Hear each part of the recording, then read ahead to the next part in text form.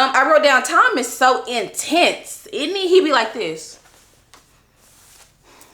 Oh Lord, he be thinking hard. He be breathing, sweating, grunting. Hey y'all, welcome back to my channel. I said hey.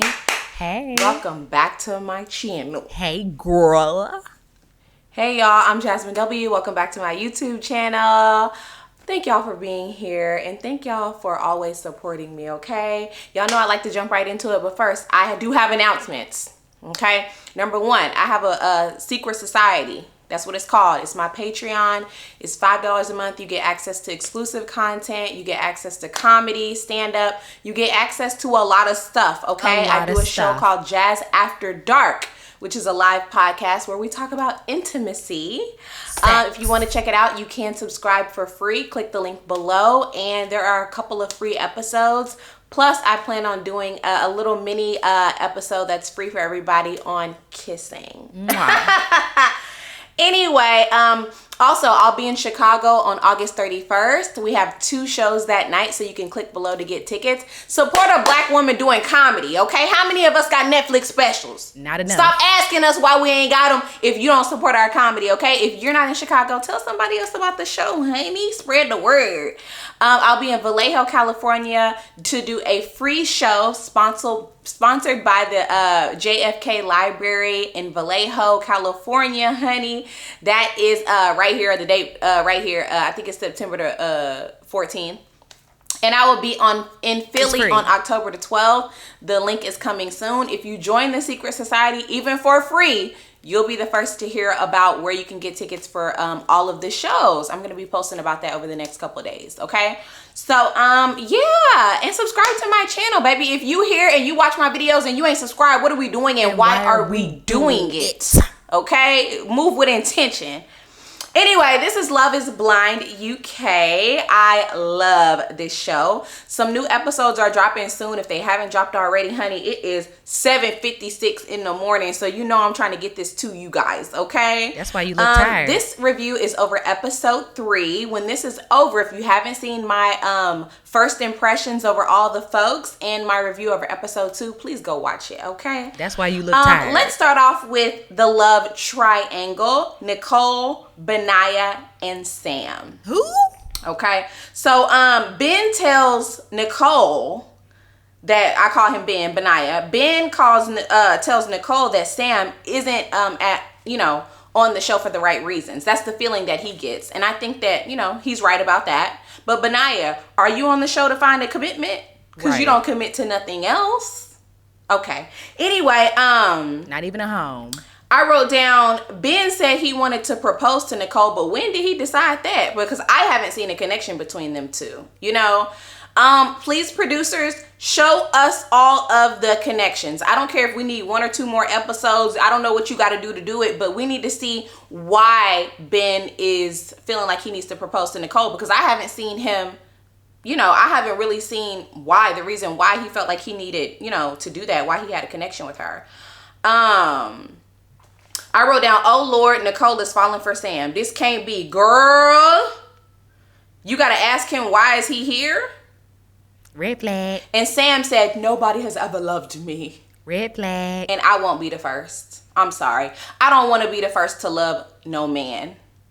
I'm sorry. Somebody in your life should have had to have loved you first. I don't want to be the first to love a man. I'm sorry. Nobody has loved you and you want me to be the first? You want me to go through that?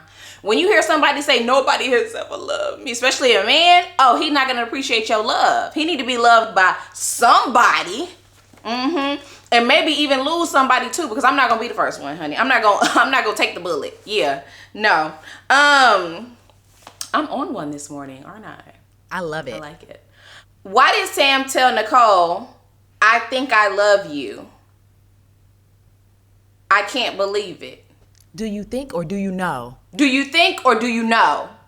Do you think or do you know? Do you think or do you know? That has been a reoccurring theme. If y'all watch my first 2 reviews, do you think or do you know? Okay, that's what we need to figure out here in this life. Do you think? Oh, shit. Anyway, Ew. Nicole ended up breaking up with Benaya. Whoops. And she broke his heart. Good. I wrote down both of them were bad choices. And I talked about this on, my review on episode 2. So I'm not going to really go into it. But you don't have to settle, baby. Ever. Just because you have 2 options, you can walk away with nothing. People do it on is the price is right. Let's make a deal. Deal or no deal. Family Feud. People do it all the time on shows, honey. You do not have to walk away with something. Love Island. Where is your self-esteem? Okay, because I would have said, you know what, I'm good on all of this. Plenty of women on the show apparently did, The Bachelor. We didn't get to see them. I would love to see more rejection. We need more episodes. Ready to Love. But yeah. Anyway, The Bachelorette. let's move on to Maria and Tom. We only have, 5 couples this episode, This was kind of an easy one. Anyway, let's move on to Maria and Tom. Maria is 30. Tom is 38. I think on the last review I said he was 30. He don't look a day over 40. 45. Okay, so my bad. Anyway, Tom was asking Maria about how she envisions herself as a wife. This is a very important question to a man in a heteronormative relationship, okay? It is. This is probably the most important query that a man has when he is looking for a long-term partner. How do you envision yourself as a wife? Let's get into it. She said, I want to be a traditional wife. Maria don't seem that religious, but we know the Muslim girls be like, I'm raising my kids. Okay, for the ones I know anyway. Anyway, she said, I want to be home for those critical years in my child's life, the first 1 or 2 years, and not miss the important stuff. Now that I have a kid, one thing I will say is... Oh, Lord, here she go. It's important to be at home, in my opinion. I could do a whole nother video on that, but I think it really is important to be home the first year. Minimum. Because you are adjusting, your hormones are adjusting, your mood is adjusting, your baby is adjusting to being on planet Earth. Like, there's a lot of stuff that happens in that first year. After a year, you probably good though. But anyway, you probably want to be somewhere. But anyway. Anywhere. Tom said he doesn't imagine being with a stay-at-home wife. He don't want to take care of nobody. Red flag. Woo! Let me tell y'all something. Men these days, they do not want the responsibility of providing for you and your family. It's not that they can't do it. A lot of them can do it. They don't want to. It's not that they nervous about. They don't want the pressure, the responsibility of being the person who has to provide for everybody, even if that's just 2 other people, you and the baby. They don't want to do it. And let me tell you something. Don't make somebody do it who don't want to do it. Period. This is a red flag for you, Maria. He said, I don't imagine myself with a stay-at-home wife, and you want to stay at home, at least for a few years. Don't do it. I wrote down, Tom said, he told Maria straight up, listen, because she was trying to express her love for him, and he was like, listen, I ain't all the way sold on neither one of y'all. Ooh. I said, Tom is a bit indecisive, isn't it? Maria told Tom that he was her number 1. Why would you ever do that? Why would you do that? If y'all are not in a committed relationship, why would you tell him that he your number 1? Never tell a man that. What benefit is that for him knowing you my number 1? No. He didn't even say, he said he couldn't choose between you and another person. And then you said, well, you my number 1. Why? Why? I would have been like, oh, okay. Well, listen, we do have a connection. Keep it vague, honey. I wrote down, Maria told him that he was her number 1. Then he told her that he don't have a number 1. Ooh. Stupid. Stupid.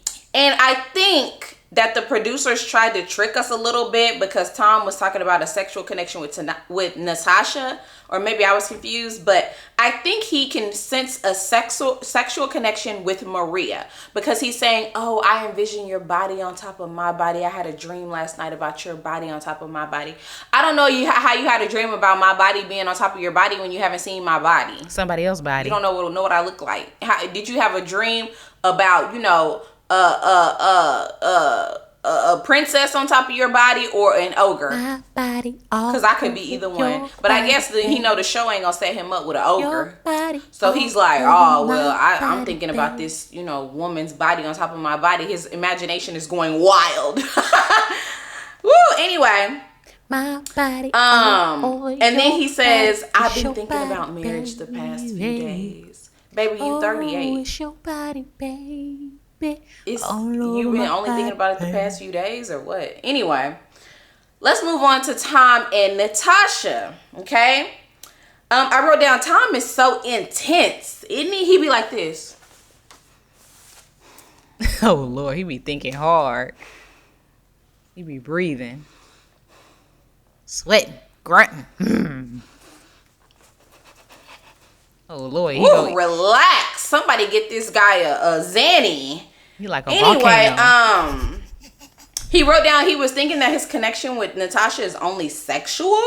Really? But I wrote down, but this is not a sexual connection. Like, you can even tell by Natasha's body language that this is not a sexual connection. This is an emotional connection that they have. And I wrote down Maria feels more mature and she just feels more mature than Natasha. Natasha's in the fetal position on the couch. Natasha's in her body language reminds me of a very adolescent person. And Maria seems confident. She seems, confident in her body, sure of herself.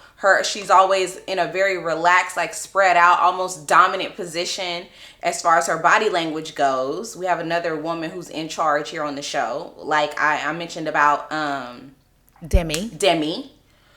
But yeah, I'm like, this is not a sexual connection. Natasha doesn't even exude self-confidence the way that Maria does. And I'm talking about like self-confidence in the body. In the body. So it's not feeling like a sexual connection. But anyway.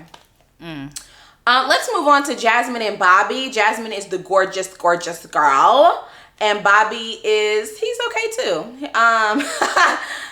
Anyway, they saw each other for the first time, and he said, "My God, you're a stunner. You're a stunner." I'm like, my man better call me a stunner, honey. Next time my man see me, he better say, "Baby, you a stunner, the number one stunner."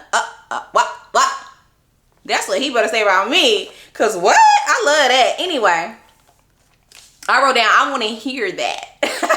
And I wrote down, not me smiling. I was smiling when they saw each other because he loved the way she looked. But anyway, he said, "I want to give you the life you deserve." Amen. I had to close the book on that one because, yes. And describe it to me. Oh my God. Anyway, I wrote it. I know that's right. Okay. She said, "Oh my God, you look like home." And he said, "You feel like home." I know that's right. He said, "She fine." I said, he is so happy. Like, why he so happy? He date ugly girls? Girl. I'd be like, who you dating? Who you dating? Book of Wolves? Cause you too happy. Anyway, and as a side note, I wrote down, who is the dark-skinned black guy and who is this fine black woman that we never got to see? Let's move on to the last couple for this episode, Catherine and Freddy. Okay. Catherine and Freddy. Fine ass Freddy, okay? I said, "Baby, put him in jail because the way he carrying these guns." Okay, I'm trying to get robbed. I don't even know how he walking around the streets of the UK with those guns. It's illegal, babes.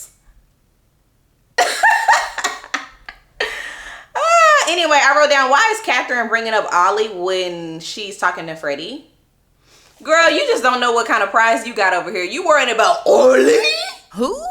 And you got Freddy and the big guns right in front of you. Don't even know what you got, babes. You're missing not a thing, babes. You got big guns right in front of you. Dangerous. My goodness. Anyway, Freddy said that he's in love with Catherine, and she said WTF, and he's getting ready to propose to her. I wrote down, I need to see more of a connection here because I'm side-eyeing Catherine. After her sexualization of a black man, I'm not going to call it nothing else. Yeah. But I really did think that Freddy's proposal was the sweetest one. He said, I got nothing else on my mind, just you. Duh. I said, baby, it's because you're quarantined. You're drinking water and you eating carrot sticks.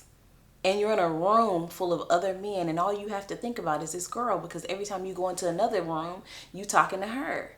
Right. You don't have to think about no bills.